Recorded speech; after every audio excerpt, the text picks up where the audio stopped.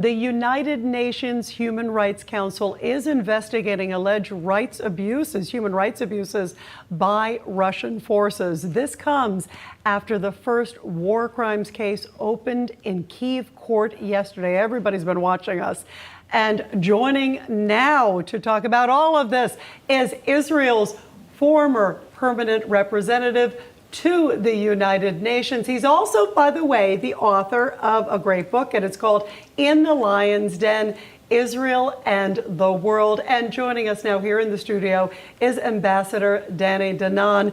So great to have you here. Thank you for having me in person, finally, Rita. I know, we talk through the box all the time, but it's wonderful to have you here, and what a powerful time to have you here. First, want to get your take, of course, about Mitch McConnell, of course, Republican, key leader there, of course, in the Senate, who is now there on the ground with other Republicans in Kyiv, surprise visit. How important is that? I think it's a very important visit. It sends a message to the Ukrainian people that the U.S. is with them, supporting them, standing with them.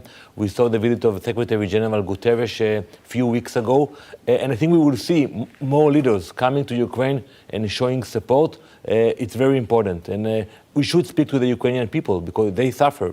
Sometimes I look at the news and people ignore what's happening over there. We cannot ignore the problems over there. You've spent a long time, you've spent your whole life really in public service too. And I have to ask you, Ambassador, your take about the role of the UN or the lack thereof in this crisis, because if there's ever a reason for the UN to exist, I believe, is this moment right now to step in for world peace. And you did bring up the point that the Secretary General was there. I thought that was wonderful that he went to Ukraine, but shouldn't the UN be doing more? Absolutely, but I have zero expectations. There will be more declarations, but no actions. Because when you look at the structure of the UN, the permanent member of the Security Council, and Russia is the permanent member, they have the veto power. And I recall, and I speak about it in the book, Vida, in one of the occasions when we had a debate about Russia, the Russian ambassador came to the room before we started even to present the position, and he said, regardless of what you will discuss today, I will veto any resolution that will be presented today. So that is the approach of Russia to the UN, and I think we should think more about other ways to change the reality on the ground, not through the UN, not through the General Assembly, not through the Security Council. One of the things you talk about, by the way, in your book, and you talk about the policies of what goes on behind the scenes, which is always so fascinating to learn about. You talk about how you were basically surprised about Obama's plan. Talk about that. So I want to bring you back to 2016, the last week of President Obama in office. He pushed a resolution in the Security Council condemning Israel, condemning our presence in Jerusalem. It was shameful.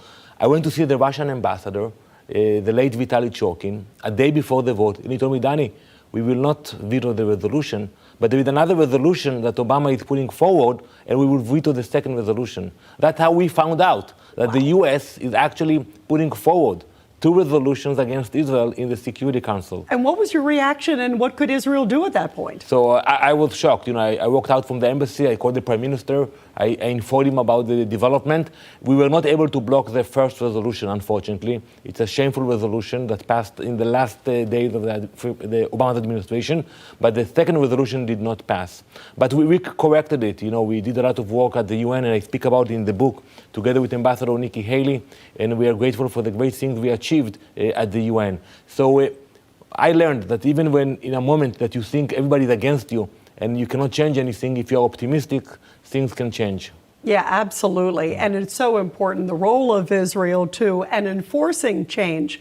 Where do you see things headed with the Iran nuclear deal too? Because boy, is this such an important time.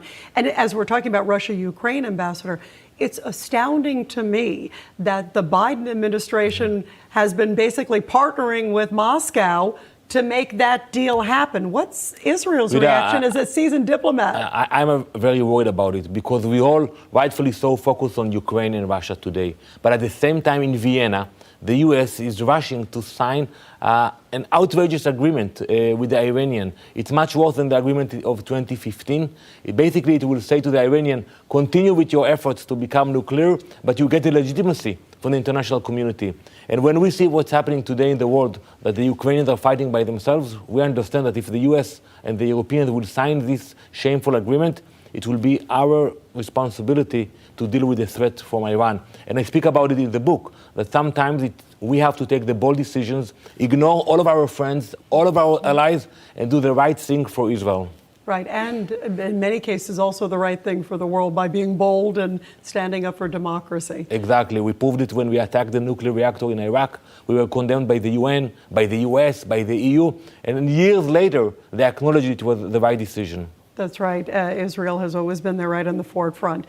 Well, Ambassador Danny Danon, what a great book, In the Lion's Den, Israel and the World. Terrific. So great to have